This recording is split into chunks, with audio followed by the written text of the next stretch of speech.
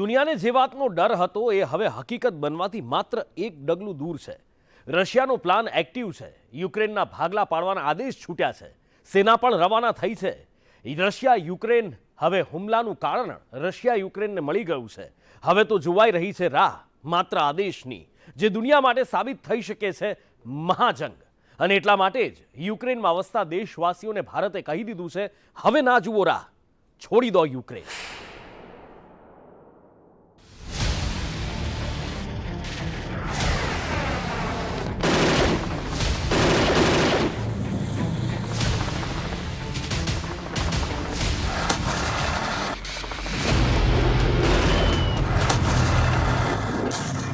મહાયુદ્ધની શરૂઆત, રશિયાને મળી ગયું હુમલાનું કારણ।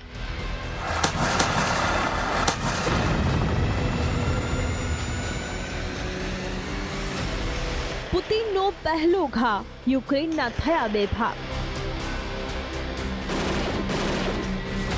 યુક્રેનવાસીઓની હત્યાનો રશિયાનો પ્લાન। યુક્રેનમાં હાજર રશિયાના સૈનિકોને શાંતિ રક્ષક કહેવું બકવાસ। પુતિનના પાપી પ્લાન સામે યુક્રેનનો હુંકાર। આ 2014નું નહીં, 2022નું યુક્રેન।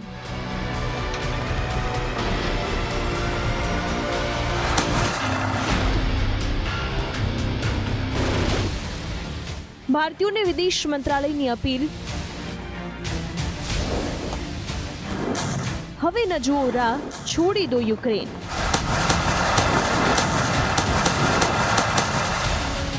રશિયા અને યુક્રેનની સ્થિતિ પર છેલ્લા ઘણા મહિનાઓથી સમગ્ર દુનિયા બાજ નજર રાખીને બેઠી છે અને હવે એ જ થઈ રહ્યું છે જેની આશંકા હતી।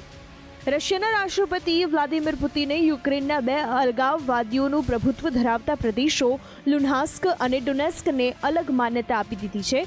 એટલે કે એક રીતે આ બંને પ્રદેશને રશિયાએ બે દેશ તરીકે માન્યતા આપી છે। આ સાથે તેણે આ વિસ્તારોમાં અલગાવવાદીઓની મદદ માટે રશિયન સેના મોકલવાની પણ જાહેરાત કરી।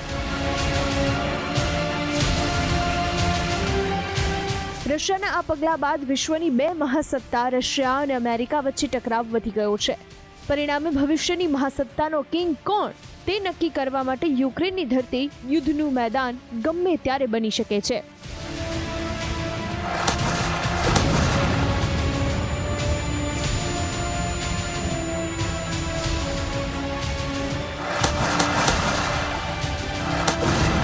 પુતિને અનેક મહત્વપૂર્ણ દસ્તાવેજો પર હસ્તાક્ષર કરતાની સાથે જ હવે રશિયન સેના યુક્રેનના અલગાવતાવાદી વિસ્તારોમાં પ્રવેશ કરવા માટે રવાના થઈ ચૂકી છે અને શાંતિ સ્થાપવાનું કામ કરશે।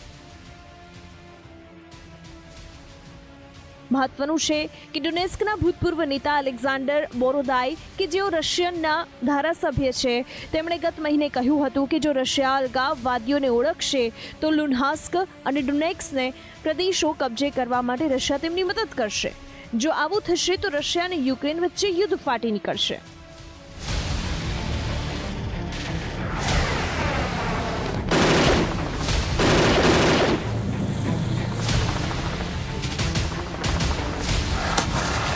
પુતિનના આ નિર્ણય બાદ જાણે આખી દુનિયા રશિયાના વિરોધમાં ઊભી થઈ ગઈ હોય તેવું લાગી રહ્યું છે। યુક્રેનના વિદ્રોહી વિસ્તારોને માન્યતા આપવાના પુતિનના આ નિર્ણય બાદ યુએનએસસીની ઇમરજન્સી બેઠક યોજાઈ હતી, જેમાં હાજર તમામે સર્વસંમતિથી રશિયન રાષ્ટ્રપતિના પગલાંની ટીકા કરી હતી।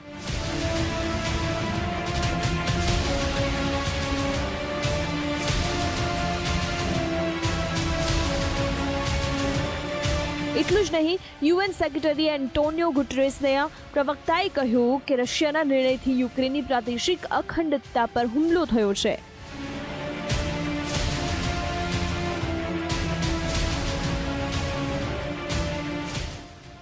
સંયુક્ત રાષ્ટ્ર યુક્રેનને સંપૂર્ણ સમર્થન આપે છે તો આ તરફ પશ્ચિમી દેશો પણ રશિયા સામે એક થયા છે।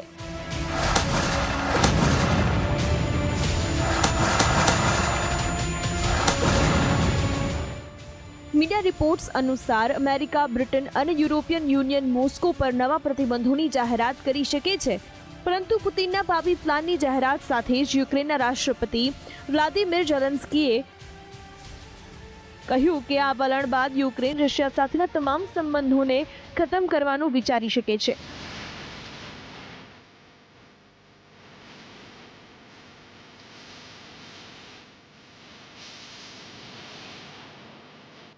એટલું જ નહીં, તેમણે નોર્ડ સ્ટ્રીમ 2 પ્રોજેક્ટ તાત્કાલિક બંધ કરવાની માંગ કરી.